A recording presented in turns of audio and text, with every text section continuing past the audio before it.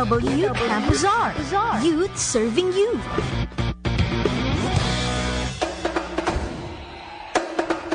Muli pong nagbabalik ang PW Camp Bazaar at ang paksa po natin sa hapong ito ay tungkol sa teenage pregnancy. Kung kabubukas nyo lamang ng inyong mga radyo, ako po si China Asis at kasama pa rin natin ngayon sina Miss Lycra Bunuan at Vera Gatchalian. Dadako na tayo mamaya mga kapanalig sa pag-interview natin sa isang professional guest natin sa hapong ito. Pero bago yan, meron kaming inihandang isang segment para sa inyong lahat. Ating antabayanan sa ilang saglit. Sa bawat issue, may dalawang panig. Sa bawat usapin, may dalawang tinig. Kaya sa Philippine Women's University, palaging may She says, he says. Kayo naman kasing mga babae, ang dali-dali niyong bulahin, ang dali-dali niyong bumigay. Eh bakit? Kung hindi sa mga mapagsamantalang lalaki, may mabubuntis bang babae ng maaga? Eh bakit kasi kayo nagpapabola? Minsan kasi kayo naman ang nagpapakita ng motibo para lapitan ng lalaki. Eh bakit? Hindi nyo kasi galangin ang lahat ng mga babae. Kayo ang madalas nagmamadali. Hindi kami. Nagbabanta pa kayo ng breakup pag di kayo sinunod. Yun ba ang dapat ang maging palatandaan para mapatunayang mahal namin kayo? Hindi, kayo talaga. Pumapayag kasi kayo. Kaya alam mo ba, mula ng taong 1999 hanggang 2009, 70% ang itinaas ng paglobo ng teenage pregnancy rates dito sa Pilipinas. Kaya isa tayo sa mga may matataas na rate ng maagang pagbubuntis ng mga babae sa ASEAN countries or Association of Southeast Asian Nations ayon sa UNFPA o United Nations Population Fund. Ayon sa UNFPA Annual Report, sa 1,000 kababaihan sa Pilipinas, meron 73 nagsisilang ng kanilang mga anak sa edad lamang na 15 hanggang 19 na taong gulang. Sa bawat issue, may dalawang panig. sa bawat usapin, may dalawang tinig. Kaya sa Philippine Women's University, palaging may She says, he says. Yon ang ating trivia. Naku, talagang ang laki pala talaga ng tinaas ng bilang ng mga napapasok sa teenage pregnancy sa Pilipinas. So, in fairness, ngayon ko lang nalaman yung mga yan. Nabalita yan noong April this year din 2012 sa mga balita sa mga telebisyon na talagang ang alam ko pang 6 tayo sa ASEAN countries. Tsaka meron talagang laging argument tungkol sa boys and girls about sa, ano mo yun, kung sino yung laging, kayo kasi pumapayag, kasi kayo mapagsamantalang mga ganong arguments. Tama. Ngayon naman mga kapanali, gusto po muna naming pasalamatan ng ating dalawang special guests sa hapon na ito. Yes. Bigyan naman natin ang Bombio Sisters na masigabong palakpakan dyan, Yun, oh. At believe naman ako sa kanila at malakas ang kanilang loob na pumayag na sila magpa-interview sa hapon na ito. Oo. Tama. At nang dahil din sa kanilang lakas ng loob, ay isa siguro ito sa naging dahilan kung bakit nalampasan nila ang ganoong parte ng kanilang buhay. Kaya saludo tayo Sa sa mga lahat ng mga teenage teenage mothers. mothers. Dahil kinakaya Yes. nila ang mga pagsubok ng buhay para sa mga dinadala nilang mga anak. Yes, moving on naman sa ating susunod na makakapanayam, ang ating expert para sa araw na ito. Isa po siyang tinitingalang propesor ng aming mahal na Yun naman. universidad at aming mahal na advisor sa communication arts. Kaya huwag na natin patagalin pa. Narito na po si Ginoong Bob Servino. Magandang hapon po, Sir Bob. Magandang hapon rin. Yes. At magandang hapon sa mga nakikinig. Yeah, yun, no? Naman, no? Si Ibang, Sir, oo. ibang klase yung aura ni Sir Bob ngayon. Katabi mo kasi. Katabi ko. Si Sir Bob nung inayaan natin, sabi niya hindi siya pwede magsalita kasi hindi niya na-experience. Oo. Lalaki ngayon. Siyempre. Pero, ayan, mga kapanalig, pwede kayong magpadala ng inyong mga katanungan para sa ating guest. I-text nyo lang sa 0918-VERITAS. Sir Bob, ano ang inyong point of view sa issue ng maagang pagdadalang tao? O ang teenage pregnancy. What do you mean? Yung view po ninyo sa issue na ito, sa tingin nyo, bakit siya ganun lumalaki sa ating bansa ngayon? Oh, I see. Una sa lahat, siyempre, nandyan yan, nangyayari statistically nga. Dumadami, ano? Ngayon, depende yan sa sitwasyon and sa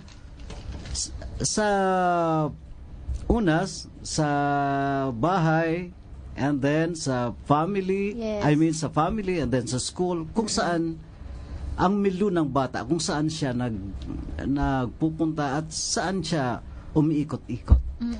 Ngayon, siyempre sa pamilya muna yan kasi yan ang pinaka-base. Opo. O paano nangyayari yan? May mga factors, di ba? May mga dahilan. Ano ba ang dahilan? Una, family problems. Family problem. Minsan, yung economic problems. Economic problem. Ngayon, meron din peer pressure. Meron Yan. din Most of all. Oo. hatak ng barkada. Yan ang peer pressure sa kahatak ng barkada. And then, nandyan ang media, TV, movies. Yes. Paano nila ginaglamorize ang sex and other pertaining to puberty, ganyan. And then, nandyan din po ang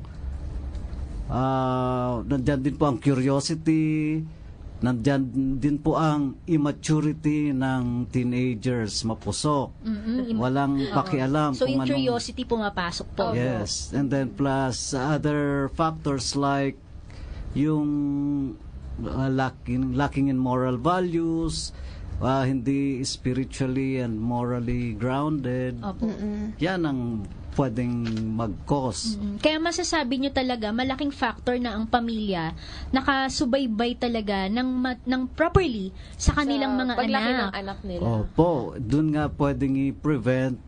Bakit? Dun, pag ang family ay nurturing, caring, intact, mas gusto ng bata na mag-stay at home. Pero pag na-complicate ang situation, pupunta yan Lalabas sa... at lalabas. Pero di ba may mga parents din na sa sobrang strict din ng magulang. Alam niyo yun, so, bawal kahit ano, bawal boyfriend, bawal lahat, bawal barkada. So, minsan di ba doon pumapasok, the more pinagbabawal, nagiging curious. Oo nga. Correct. Sir Bob, isa din yung dinadahilan ng mga Correct. kabataan ngayon. Sakal na sakal kasi sila eh. Correct. And then, Alam mo, meron din palabas parents din. na lax. Nasa extremes Opo. yan eh. Opo. Kaya, dapat yung middle ground. Ano yan? Keep children at home and then talk. Yan, Communicate. communication. Dapat may mutual understanding ang mga magulang at ang mga anak. Oh, of Tama. course, communication, open line. Kaya nga nandun ang parents. eh. Kayo po as parent, paano po nyo ngayon pinamamahalan yung sambahayan para hindi sila, may anak po kayong babae. Oh, Yan. magti-teenager na. Yun rin. naman. Yes. Kayo po, forget about it. Kayo po, ano po, paano nyo Well, po pinamamahalaan? first, I pray. Opo. I pray Una talaga yun. Oo, syempre. Faith. Bigyan kami ng kaisipan at sa tamang pagpapalaki. And then, I also want to raise them to think independently. Para kung nandyan na marunong din siya mag-react, hindi pa bugso-bugso. Opo. We want, binabalansin namin na hindi rin siya masobrang higpit, hindi naman sobrang lax. Opo. And at the same time, ma-experience din niya yung joys of being a teenager. Ganon. Saka, ibig sabihin, hindi lang din kasi sapat yung, may mga ibang magulang kasi sobrang busy sa trabaho. Akala nila, ang pagpo-provide lang sa mga anak, ibigay mo yung mga kailangan niya. Gusto niya ng Correct. iPad, gusto niya ng ganito, okay Correct. na. Pero hindi mo Oo. siya, wala kang time sa kanya na pakinggan siya pag may problema siya, atinan yung mga activities niya sa school para maramdaman man lang nung bata na may magulang na proud sa kanya. Kaya malaking factor din na dapat po Minsan yun. kasi ang magulang ang bata minsan naghahanap ng attention yan sa magulang. Yung kumbaga parang i-appreciate na, Opo. 'di ba, na Kaya magawa nurture. yung kung ano yung magawa niyang mabuti, Hindi ganun. puro mali na lang. Nakikita. Okay. Yan, talaga, pag walang communication, walang nafe-feel na care, Opo. most likely pupunta yan sa barkada to seek advice. Kaya pala. And doon na, pwede na siyang mahatak doon. Sir Bob, anong Very masasabi niyo sa mga kabataang nag-iisip na dapat hindi sila pinagbabawalan ng mga magulang nila na mag-boyfriend, girlfriend, teenager pa lang? Well, depende yan sa magulang kasi magulang they know more about their children. Kung ang child is well motivated, level-headed, and goal-oriented, kasi most teen pregnancies or teenage pregnancies occurs kasi parang wala silang mapuntahan, but pag level-headed, goal-oriented, alam nila na madiderail ang goal nila pag pumasok sila sa ganyang Opo. mga bagay eh. So, kahit na may boyfriend, may girlfriend, hindi na okay lang. Kasi na Opo. alam nila yung goal, alam nila mag-postpone Opo. ng mga bagay na yan until after pwede na sila makapagtrabaho na. Ganun naman. Depende. Pero generally, alam mo naman ng teenagers, habang they have a newfound freedom, di ba? Opo. Ito yun na yung pagdating ng nagkakaroon na silang sexuality. Naku, gusto nila ma-experience na they have this something kind of feeling Parang na they want to aggressive na. experiment. Oo. Kaya doon very critical yun. And alam mo sa parenting, sabi nila walang fix na formula. Oo. Kaya nakakatakot minsan sa pag nasa puberty ng bata, gusto nila they want to be independent, they want to show that they have this kind of personality na.